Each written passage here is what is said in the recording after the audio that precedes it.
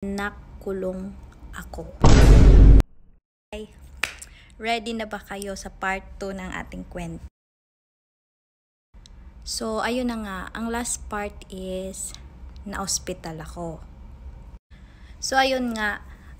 Na-hospital ako. Tapos, pinaopera nila ako. And nagpapasalamat ako doon kasi pinaopera nila ako. Pero kung tutuusin, 'di ba 20 visa ako. So dapat yung mga 20 visa meron yang sa employer na pwedeng ipunta sa public, ganun. Kasi nangyari na din yan dati sa akin sa unang amo ko eh. So mura lang. Tapos pagkatapos kong maoperahan, nagtrabaho ulit ako. Nagtrabaho ako, mga 3 days ako galing sa ospital. Nag-live ulit ako. Pero masakit pa yung gilid ko. As in, masakit yung gilid ko. Tapos, may dugo yung ihi ko. Kasi hindi pa naman natatanggal yung bato eh. Yung opera na yun is nilagyan lang siya ng tube. Pero nandun pa rin yung bato. Nandun pa rin yung sakit. Kasi, and the next na opera na naman yung pagtanggal talaga ng bato. So, ayun na nga. Stress na ako. Tapos, may sakit pa ako. Tapos, nagla-live pa ako kung ilang oras akong nakatayo. Pwede naman akong umupo pero kailangan tumayo eh.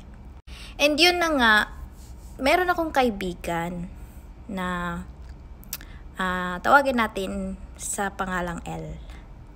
Bumisita siya doon sa apartment nung pinagla-livean ko, pinagtatrabahuan ko. Kasi apartment kasi yun eh. So, bumisita siya doon. Nung bumisita siya, kasi kaibigan kami, magkakilala kami, alam nyo yung part sa akin na gustong-gusto ko mag-open up sa kanya kung ano yung nangyayari sa akin dito sa bahay na to.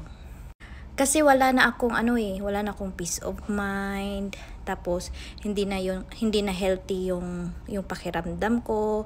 Tapos nagtatrabaho pa din ako kahit may nararamdaman ako. Alam mo yung tipong nakatingin na lang ako sa kanya na parang nangungusap yung mga mata ko na parang nagsasabi na tulungan mo ako, ganyan. Alam nyo, buti na lang talaga itong kaibigan ko, nag-chat siya sa akin pagka uwi niya.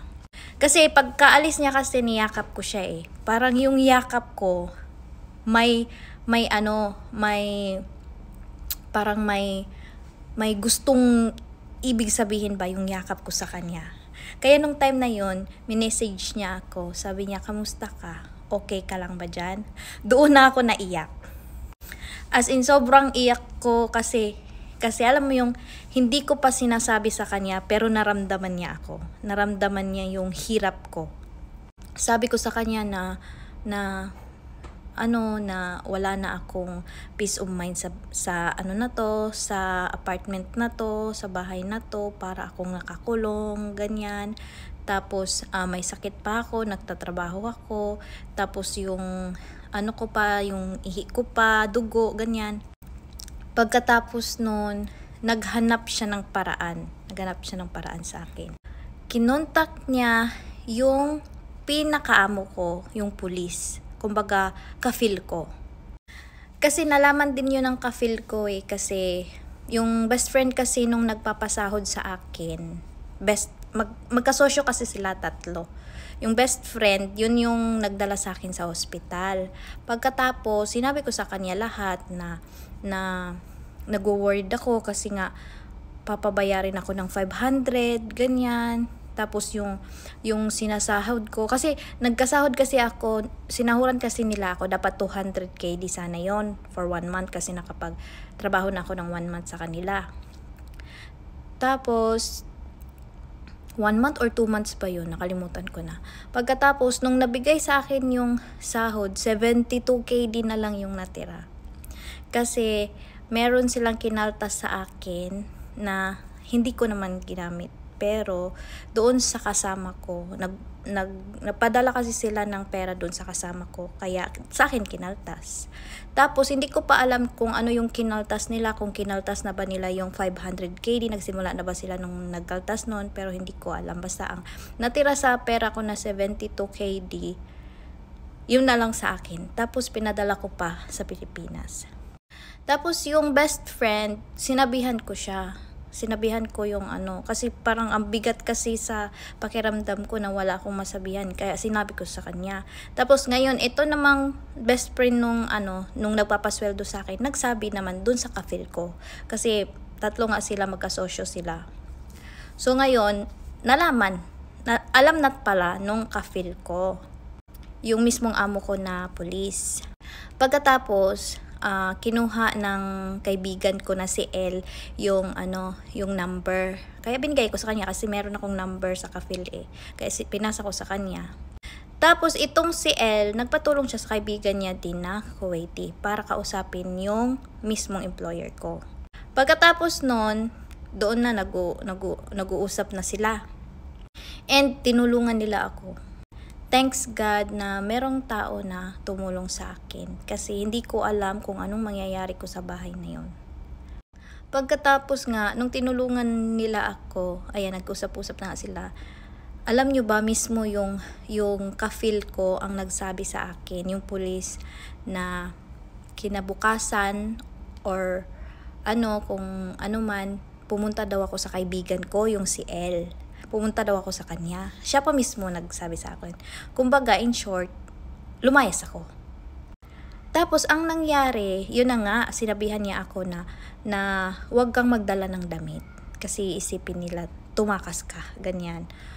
Tapos, ngayon, hindi ako nagdala ng damit. Wala akong dala kahit panty, short, wala. Lang ang dinala ko, yung mga importante lang na mga gamit. Tapos, maliit pa yun na bag.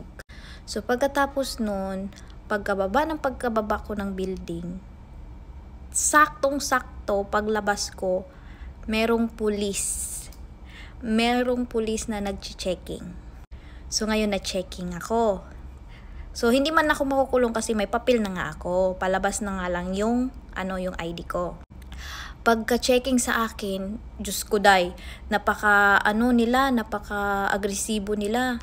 Kasi, tinatawagan ko yung pulis kasi contact ko na siya habang nagpa-plan kami na lumayas ako.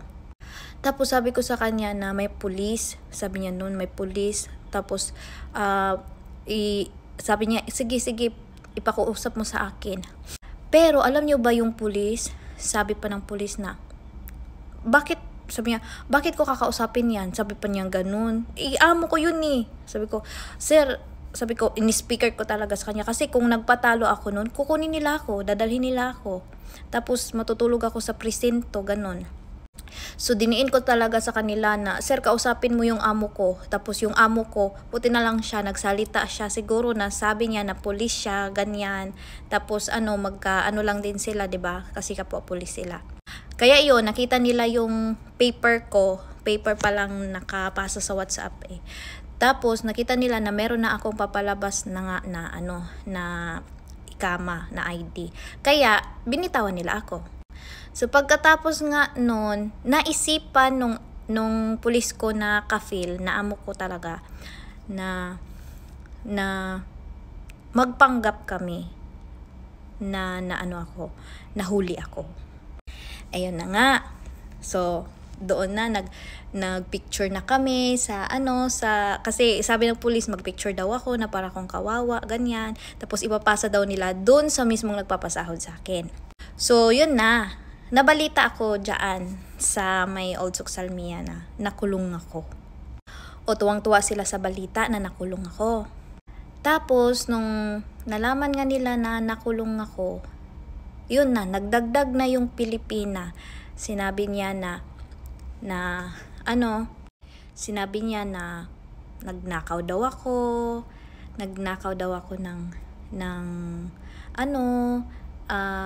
ng tawag nito, ng mga gamit, mga mayrai, ganun, yun daw yung mga ninakaw ko. Yun yung naging parang chismis doon sa mga kaibigan niya. So, syempre, umikot yung chismis. And yun nga, chinismis niya na nakulong ako.